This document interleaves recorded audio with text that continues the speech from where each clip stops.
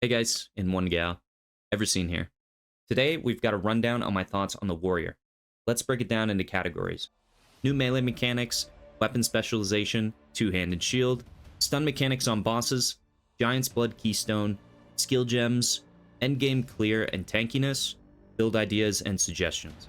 Keep in mind a lot of this video is going to be educated guesses based on the PoE2 early access announcement, so please no witch hunts. For the first category, I want to talk about the new melee mechanics from the PoE2 early access announcement. First things first, it looks very improved from PoE1. We can now guide our attacks around and also animation cancel to be able to dodge at any time. Being able to animation cancel any attack is going to be massive for melee, and also if you're going to play hardcore, it's going to be a really big thing. Being able to aim our attacks in a much more fluid motion rather than linearly is going to make you feel like your character is actually attached to your cursor. The most skilled players who have great reaction times are going to make this look really fluid and fun to play. The next massive change that is going to give players with good mechanical skill an advantage is by weapon swapping to a shield rather than having a one-handed weapon with a shield. Using one two-hander or even two two-handed weapons and then weapon swapping to a shield setup with a different skill tree is going to be really strong. In PoE2, all damage is blocked if it hits you from the front, aka your shield, except for the unblockable attacks.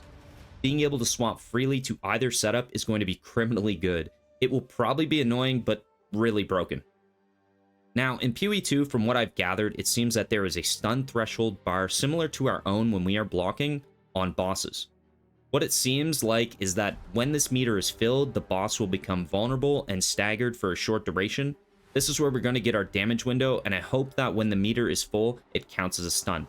I really hope this counts as a stun because of the surprising strength ascendancy notable on Titan, which gives 40% more damage on enemies who are heavily stunned. In combination with crushing impacts, we should be able to stun fairly often, and I believe stunning our enemies is going to be essential for survival. Crowd control looks to be one of the most important things to master in PoE2, as though to not get overwhelmed by our enemies. The Giant's Blood Keystone is hands down my favorite thing that they revealed in the announcement. Being able to wield two-handed weapons is going to be a game changer and a huge damage potential. The double attribute requirements doesn't even seem like a downside for me. Being able to select which tribute we want while allocating on the passive tree makes 500 strength, 750 strength seem trivial to me. Strength also has huge benefits for a life and armor based character. To me, this keystone looks like an ascendancy point on the passive tree. Some PoE1 skill gems are coming back to PoE2, and I couldn't be more excited to see fan favorites like Bone Shatter and Sunder. Hammer of the Gods looks really interesting to me as well, and feels like it's going to be a crazy slam skill. I'm also really excited to see how Earth Shatter performs. In the Settlers League in PoE1, this build was very common and strong, but now if you can play Warbringer and have infinite war cries, I feel like Earth Shatter's kind of crazy. Totem or hybrid builds looks like they'll be pretty strong too. Having anything passively do damage while you do damage is a win in my books, especially for crowd control. Let's just hope that they don't make melee require totems to be good, like they originally promised. So we got a bit of a glimpse into the endgame of the warrior, and I have to say the clear looks great. I'm not even sure what this character is using for a skill in this clip. I tried to see if it was Bone Shatter, and in his skill icons, there is no Bone Shatter icon. It looks almost like a strike skill since the enemies are all being hit at once in this frame. Either way, the clear on this skill looks awesome. It looks like movement skills aren't even going to be really a thing in PoE2 though. From what we see, it looks like Leap Slam is used more as an actual damaging ability rather than a movement skill. The tankiness of Warrior is going to be really good in my opinion. Not only are we going to have great mitigation, we're going to be able to use shields as well. My goal is to probably make a very tanky four-handed Titan that relies on stunning enemies and using a weapon swap to a shield for survival.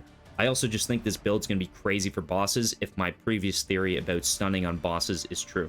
Anyway, slams are on the menu, boys. So like I was just saying, Titan is looking really good for slam users. We've got lots of stun chance, more damage while stunning, and we can use two-handed weapons.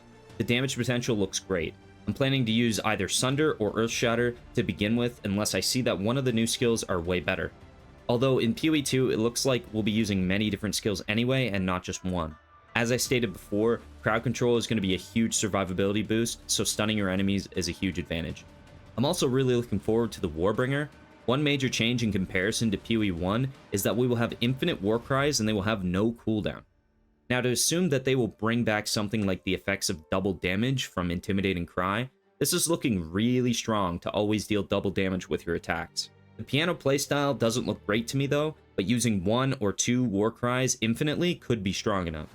Another great thing I noticed about the Warbringer is that we can take Warcaller's Bellow to explode corpses of enemies when we warcry. This is going to be massive if there is any detonate dead-like mechanics that could kill us.